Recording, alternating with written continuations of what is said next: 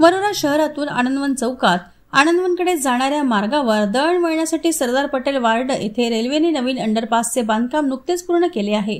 या ठिकाणावरून जाणे येणे सुरू झाले आहे। मात्र या अंडरपासमधून प्रवास करताना प्रवाशांना तारेवरची कसरत करावी लागत आहे।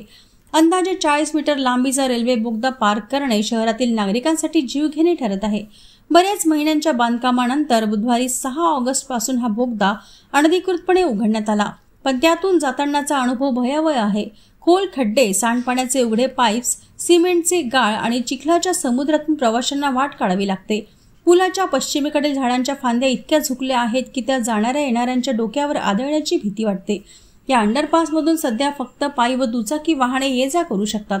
चिखलात भरलेले खड्डे, घसरट जमीन आणि जीवघेणे अवघड मार्ग असल्याने महिला, वृद्ध आणि अपंग यांना तर ही वाटचाल जवळपास अशक्यप्राय आहे। विद्यार्थी जीव धोक्यात घालून हा पूल ओलांडत आहेत। जीव मुठीत घेऊन वर्दळ करावी लागते, अशा हताश भावना प्रवासी व्यक्त करीत आहेत। हा पूल नवीन रेल्वे लाईनसाठी बांधण्यात आला, परंतु त्यामुळे अंडरपासमध्ये गर्दी निर्माण होत आहे। त्यामुळे विद्यार्थी व काही नागरिक रेल्वे रूळ ओलांडून जाण्याचा प्रयत्न करीत आहेत। यामुळे एखादी अनुचित घटना घडण्याची शक्यता नाकारता येत नाही।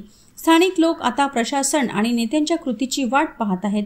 प्रवाशांच्या सुरक्षिततेच्या दृष्टीने ही गंभीर समस्या उपेक्षित राहील की तातडीने सोडवता येईल, हा प्रश्न वरोरावासियात चर्चिला जात आहे।